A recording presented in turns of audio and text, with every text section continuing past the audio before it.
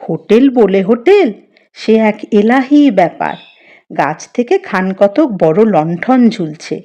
গাছের গোড়ায় 3টি পাথর বসিয়ে প্রকাণ্ড উনুন হয়েছে। তার গনগনে আগুনের ওপর মস্ত পেতলের হাঁড়িতে টকবক করে কি যেন ফুটছে। চারদিকে তার সুগন্ধ মো মো করছে। মাথার ওপর ডালপালার ফাঁক দিয়ে চাঁদের আলো গলে আসে। শুকনো পাতা দিয়ে ঢাকা মাটিতে কোথাও ফুটফুট করছে, আবার কোথাও ঘন কালো ছোপ ছোপ ছায়া দেখা যাচ্ছে। হোটেলের ছিরি কত, বট গাছের নিচু নিচু ডালে রাজ্যের লোক সারি সারি পা ঝুলিয়ে বসে। এখান দিয়ে ওখান দিয়ে মাঝখান দিয়ে রাশি রাশি ঝুড়ি নেমেছে, তাই মুখগুলো তাদের ভালো করে দেখা যাচ্ছে না, কিন্তু কাপড় জামাগুলোকে কেমন যেন রং বেরং অদ্ভুত মনে হচ্ছে। গাছের গুঁড়ির ওপর কাঁচা কাঠের তক্তা ফেলে খাওয়া দাওয়া চলছে। তার গন্ধে সোনাটিয়ার জিভে জল এলো। হাতাহাতে হোটেলওয়ালা, মুখ ভরা তার ঝুলো গোঁফ আর থুতনি ঢাকা ছাই রঙের দাড়ি। দেখে মনে হয় যেন ধোপার বাড়ি থেকে ফিরেছে। সোনাটিয়ার বড় হাসি পেল। লোকটা কিন্তু বড় ভালো, ওদের দেখেই হাতা উঁচিয়ে ডাক দিল, এসো এসো, এইখানে বসে যাও, পেট ভরে খাবার খাও, নিজের হাতে রেঁধেছি। সোনাটিয়াকে গাছের ডালে তুলে দিতে হলো। শূন্যে তাদের ঠ্যাং ঝুলতে লাগলো। মাকুও ওদের পাশে জড়সড় হয়ে বসলো। তার প্রাণে যে বড় ভয়। টিয়া তার কানে কানে সাহস দিয়ে বলল, কোনো ভয় নেই মাকু, দিদি সব ঠিক করে দেবে। তুমি আমার এই রুমালটা হাতে ধরে রাখতে পারো। বড় বড় গোলাপ ফুলের নকশা কাটা ছোট একটি রুমাল টিয়া পুঁটলি থেকে বের করে ওর হাতে গুঁজে দিল। হোটেলওয়ালা টিনের মগে জল এনে বলল, খাবার দিই, তার আগে হাত ধুয়ে ফেলো কেমন? মাকু হঠাৎ বললে, কি কি আছে? হোটেলওয়ালা চোটে কাঁই, কি কি আছে আবার কি? রোজ রাতে যা থাকে তাই আছে। অর্থাৎ স্বর্গের শুরুয়া আর হাতের রুটি। একবার চেখে দেখলে অন্য কিছু খেতেও ইচ্ছে করবে না। এই বলে 3টে বড় কাঠের বাটিতে শুরুয়া আর শাল পাতাতে একতারা হাত রুটি নিয়ে এলো। সোনা বললে, আমাদের বেশি পয়সা নেই, আমাদের কম খেতে দিও। টিয়া, কম করে খাস। হোটেলওয়ালা বলল, বালাই ষাট, কম খেতে দেবো কেন? পেট ভরে খাও, এত ভালো কেউ রাঁধতে পারে না, এ আমি নিজেই বলে দিলাম। নাও ধরো, পয়সা করি কিচ্ছু দিতে হবে না, তোমরা বরং আমার হোটেলের কিছু কিছু কাজ করে দিও, একা একা আর পেরে উঠিনে। টিয়া খুশি হয়ে গেল। আমরা পুতুলের জন্যে কাদা দিয়ে ভাত বানাই, গাঁদা ফুলের পাতা দিয়ে দিদি মাছ রান্না করে। হোটেলওয়ালা হেসে বলল, তা খুব ভালো তো, কিন্তু এখানে তোমাদের রাঁধতে হবে না, উনুনের নাগালি পাবে না। তোমরা খাবার জায়গা করবে, বাটি ধুয়ে দেবে, ঝাঁটপাট দেবে, কেমন? তারপর মাকুর দিকে ফিরে বললে, তুমিও কাজ করতে পারবে নাকি? টিয়া অমনি বলল, ও সব পারে, অঙ্ক কষতে পারে, সেলাই কল চালাতে পারে, পেরেক ঠুকতে পারে, ওর পেটে কল। উফ! টিয়া ভ্যাঁ করে কেঁদে ফেলল। মাকু ব্যস্ত হয়ে উঠল। কি হয়েছে টিয়া, ঘুম পেয়েছে? সোনা বললে, না না, টিয়া কাঁদে না, আয় তোকে চুমু খাই, ভুলে চিমটি কেটেছি রে, এই নে খাবার খা। টিয়া অমনি ফিক করে হেসে ফেলল। হোটেলওয়ালা বলল, খাবে দাবে, আমার গেছো ঘরে শোবে, পয়সা কড়ি লাগবে না, গাছের ধারের ছোট ঝর্ণায় চান করবে, কাপড় কাচবে, বাসন ধোবে, কেমন? আমিও বাঁচবো, তোমরাও বাঁচবে। দিনে দিনে ব্যবসা যেমন ফেঁপে উঠছে, একা হাতে চলছে না। এই বলে মুচকি হেসে হোটেলওয়ালা ফতুয়ার পকেট চাপড়ালো, অমনি ভেতর থেকে পয়সা কড়িও ঝনাত ঝনাত বেজে উঠল। সোনাটিয়া ভয়ে ভয়ে দু টুকরো হাত রুটি শুরুয়াতে ডুবিয়ে মুখে তুলল। খাসা শুরুয়া, এত ভালো শুরুয়া সোনাটিয়া জন্মে কখনো খায়নি। বাড়িতে যেদিন শুরুয়া হয় ওরা দুজন মহা ক্যাও ম্যাও করে, এ অন্য জিনিস। মাকুও দু হাতে বাটি তুলে লম্বা লম্বা টান দিতে লাগলো। ওদের পাশেই কতগুলো রোগা লোক চেটে পুটে শুরুয়া খেয়ে বলল, সাধের নাম হয়েছে স্বর্গের শুরুয়া, এমন শুরুয়া আর কেউ বানাক দেখি।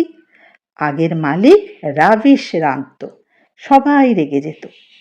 হঠাৎ একদিন ভোল বদলে গেল, সবাই খুশি, অথচ মালিক এমন চালাক যে কাউকে শেখাবে না। তার মানে সব শেখাবে, খালি শেষের পাটে লুকিয়ে লুকিয়ে কি যে মশলা ঢালে সেটি কাউকে বলবে না। আরেকজন হাত রুটি দিয়ে বাটির তলা মুছে টুকরোটা মুখে ফেলে বলল, আজকাল কিন্তু এত ভালো রাঁধে যে নিজের হোটেলে নিজে খায়, আগে খেত না।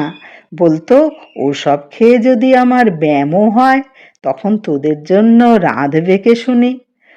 ওর জন্য তখন জাদুকর রোজ খিচুড়ি বানিয়ে দিত, এখন এখানেই খায়।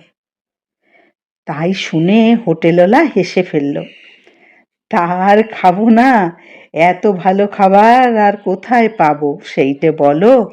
তাছাড়া এরকম না করলে আমার পয়সা জমবে কি করে? জাদুকর কান মুচড়ে টাকা নিত না, এখন নিজের হোটেলে মিনিমাগনা থাকি, খাই আর লাভের টাকা গুনে তুলি। টাকার যে আমার বড় দরকার। তারপর ফোঁস করে একটা নিঃশ্বাস ফেলে রোগা লোকেদের তাড়া দিতে লাগলো, নে নে এবার ওর দিকে শোবার আগে একবার মক্স করতে হবে না?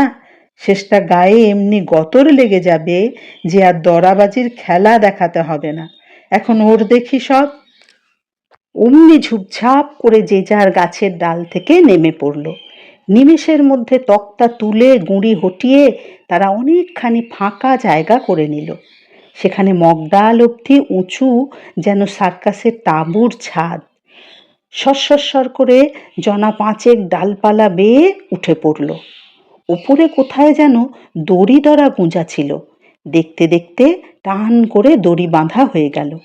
তার দু মাথা থেকে দুটো দোলনা ঝুলতে লাগলো। সোনাটিয়া তো হাঁ, চোখ থেকে ঘুম কোথায় পালিয়ে গেল।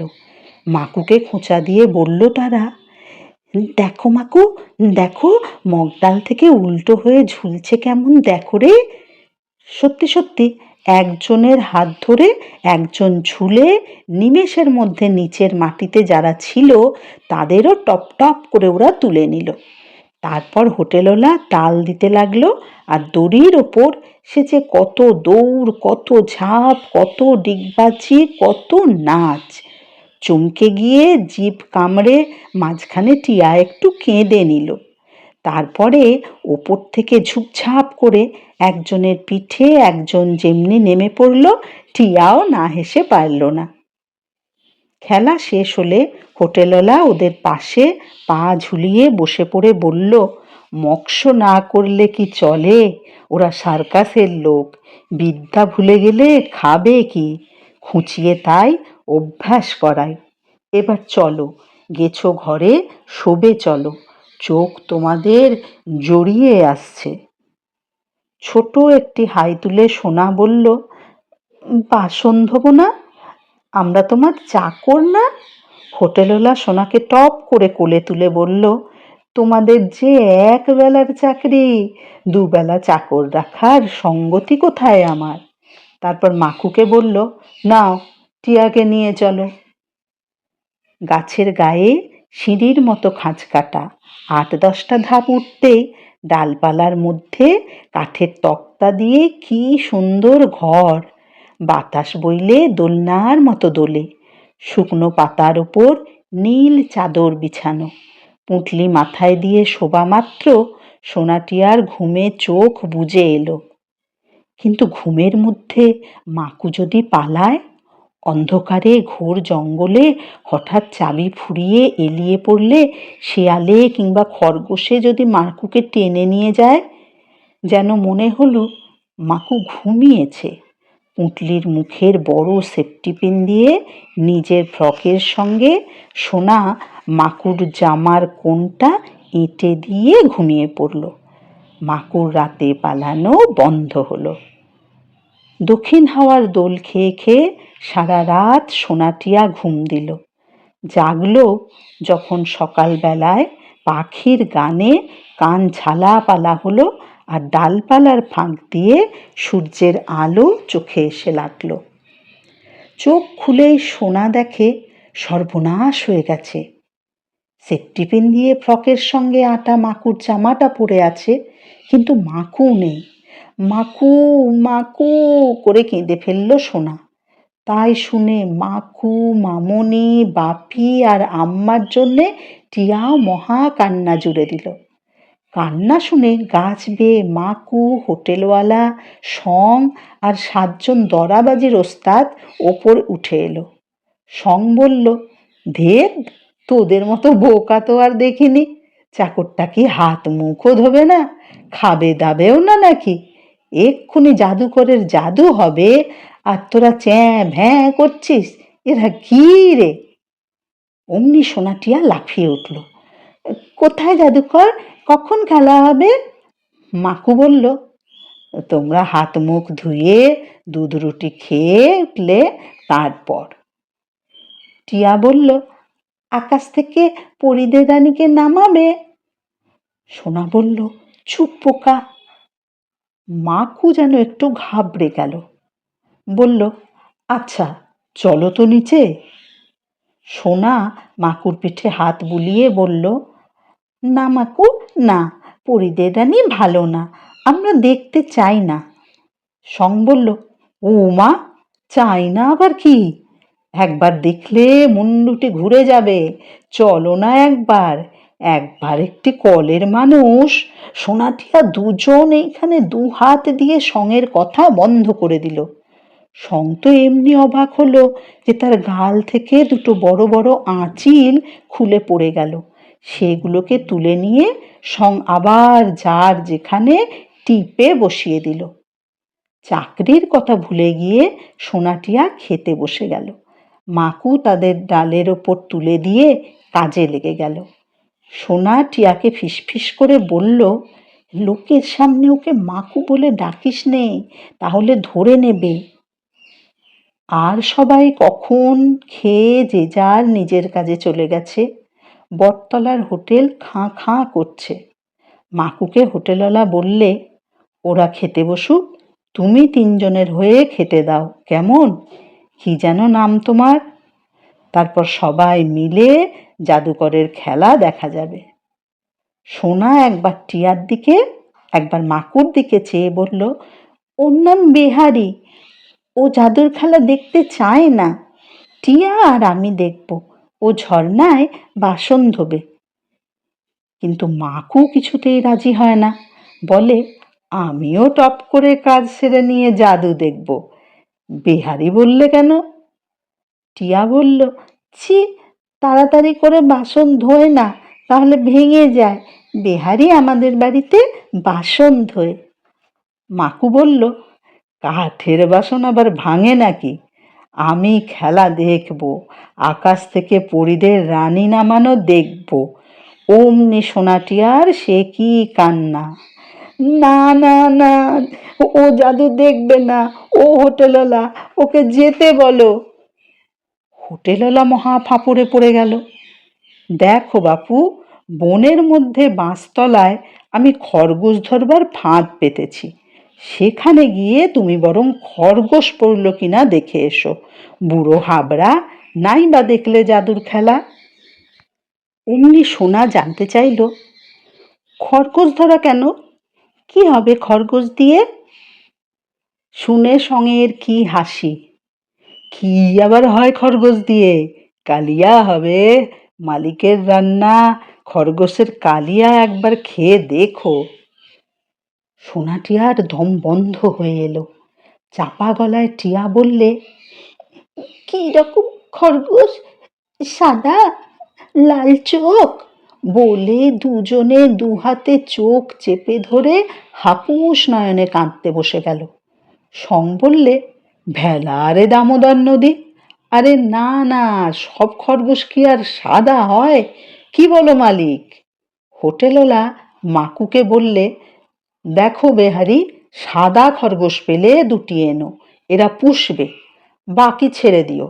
আর কালো কুচ্ছিত দুষ্টু খরগোশ পেলে আমাকে দিও, কালিয়া রাঁধবো।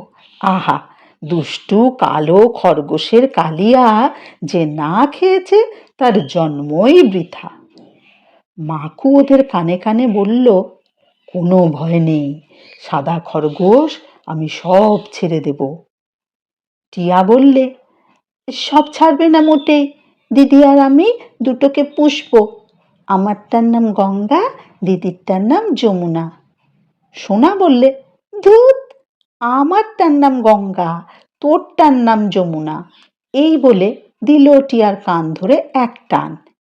টিয়া কাঁদবে বলে হাঁ করেছে, ঠিক সেই সময় হট্টগোল করতে করতে ঝুড়ি ঝোড়া দলবল শুদ্ধ জাদুকর এসে উপস্থিত। মাথায় লম্বা চোঙার মতো টুপি, গায়ে চকরা বকরা মাটি অবধি ঝোলা জামা, তার ঢলঢলে হাতা। সোনা টিয়ার গায়ে কাঁটা দিয়ে উঠল। ও টিয়া, ও টিয়া, জামার হাতা থেকে কেমন বড় বড় রাজহাঁস বেরোয় দেখেছিলাম, মনে নেই? তারপর মাকুর দিকে ফিরে বলতে যাবে, রাজহাঁস বেরোনো দেখে যাও মাকু।